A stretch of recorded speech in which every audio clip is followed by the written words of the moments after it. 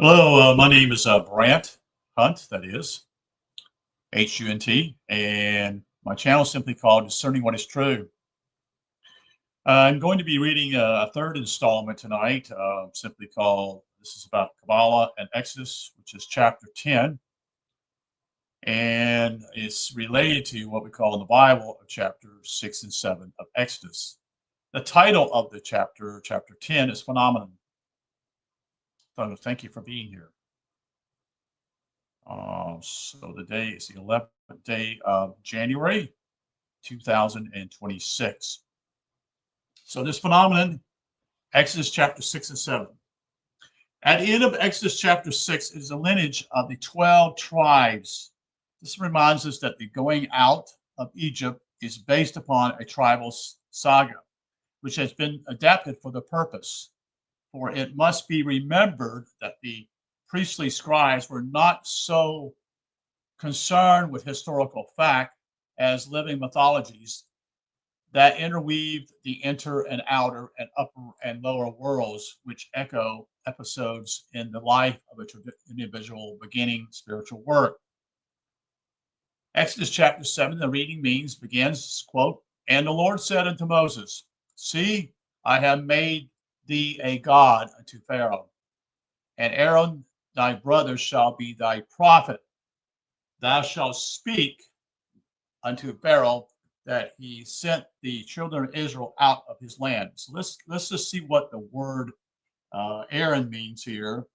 I haven't looked at this one, so we like to do that and check it out, make sure what it says here in this particular book.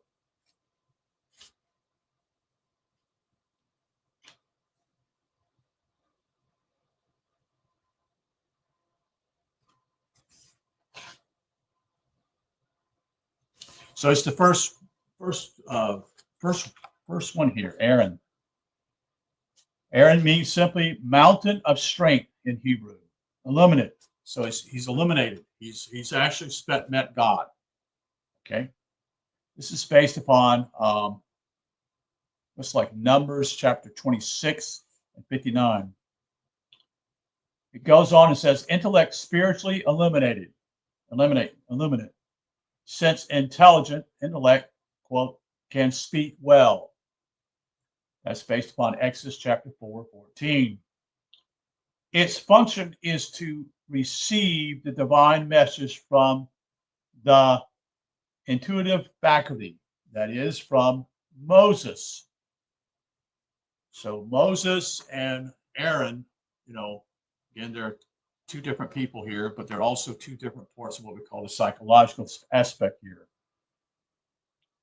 And formulate it for the common good.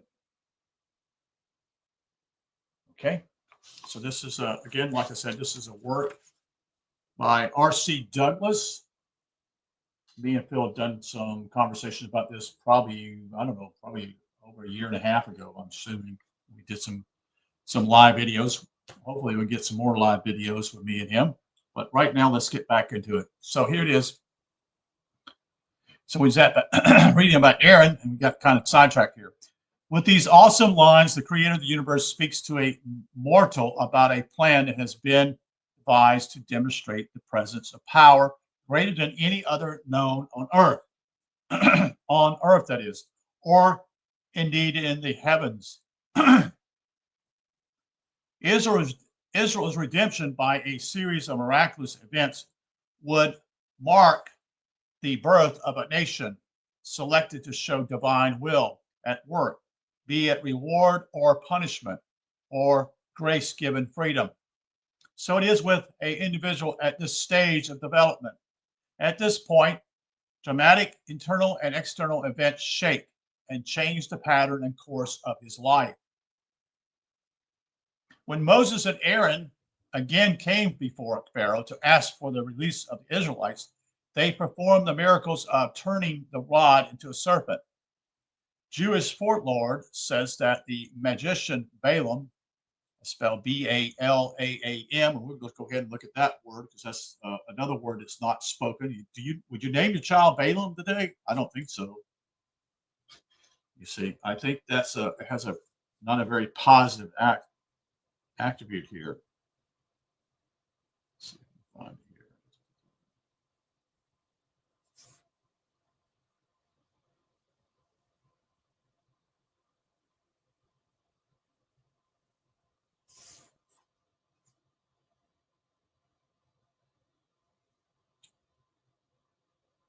Okay, Balaam means simply in Hebrew means the word Lord of the people. This is based upon Numbers chapter 22, verses 4. Balaam, the conscious, because derived from Shem. It is the Spirit's voice. Okay, so it's telling you something here. Again, the connection or conscious, I should say, the conscious become derived from Shem. See, this is not real people, folks. It is the Spirit voice. So it's speaking, this is what it means. It's the voice of the Spirit of God. Now let me get back to the section where I was at. But Balaam devalued the event by saying that it was the nature of snakes to devour each other.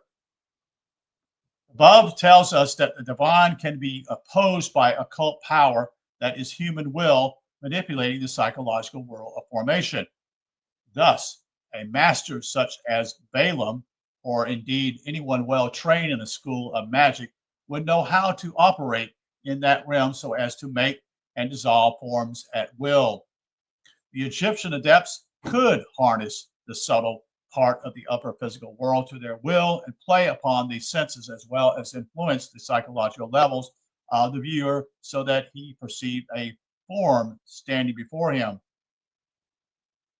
Moses and Aaron, by contrast, were under obedience to the will of God. So this is something taking place within your own mind. They were agents for the miraculous. The word miracle is critical. In the Hebrew, it is mafat, spelled M-O-F-A-T, which is translated by the rabbis as, quote, wonder, end quote. This does not belong to the world of Gezerat forms, but to creation, which is cosmic, and thus it is quite a different order.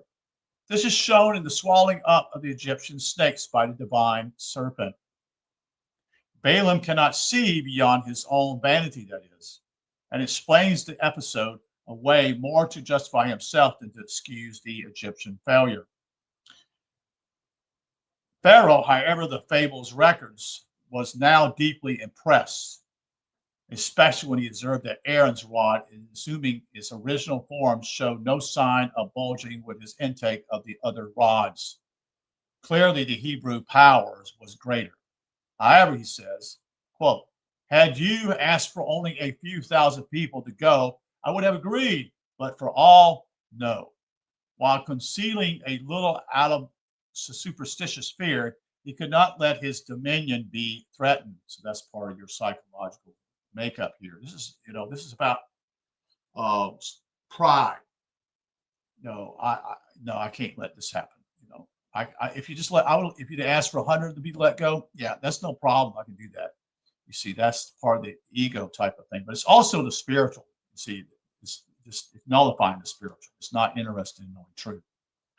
The significance of the confrontation between magic and miracles in the evolution of the individual is that about this period of development, there is usually an encounter with such phenomenon.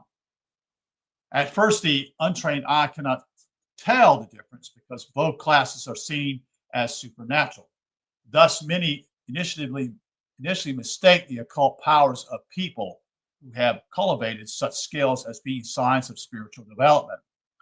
There are spiritual magi, but they are rare because magic is more often than not pursuit of pursuit of strange powers rather than service to the divine. The hallmark of the miracle is that it does not originate from a human being. It may come down through a person, but he is merely the conduit of creative action. However, such human instruments have usually a high degree of purity, or the descending spirit will not flow through their beings. The cardinal quality of the miracle is the cosmic dimension and its place in a grand design. Miracles are usually performed in order to demonstrate some universal principle or clear the way for some great event that will affect the spiritual life of that person or many people for all time. The episode of the 10 plagues is such a case.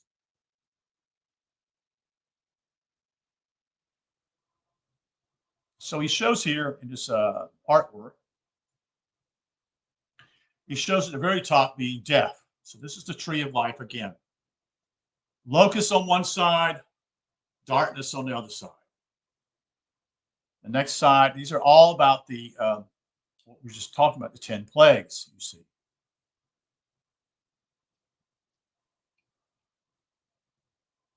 So death is top again, which is the center pillar. On the left is locust, on the right is darkness. Okay, as I see it here. Then you have boils, and you have hail. And then you have in the middle here afflicted cattle. And then you have on the left is lice, and on the right flies. And then you have what we call in the middle pillar called frogs. And eventually to the last pillar at the bottom is blood. So this figure 9, the 10 plagues, placed on the tree, the plagues match the negative qualities of the Sephiroth. The Hebrew root for blood, for example, is the same for earth. Here as life-giving properties are made first.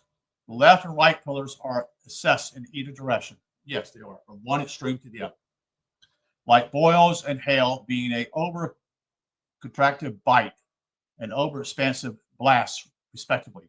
The affliction of cattle is a basic loss of vitality, while the death of the crown distinguishes the firstborn and connection with the upper worlds.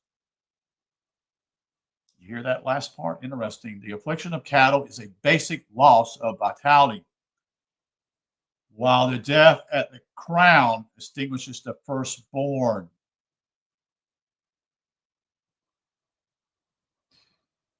The firstborn is the physical and connection with the upper worlds. So that's the end of the chapter there. That's chapter 10 tonight, again on the 11th day of January 2026. We're going to stop here tonight and we'll do some recordings the next few days. Again, I appreciate you being here. I wish you well and you have a good night. Take care.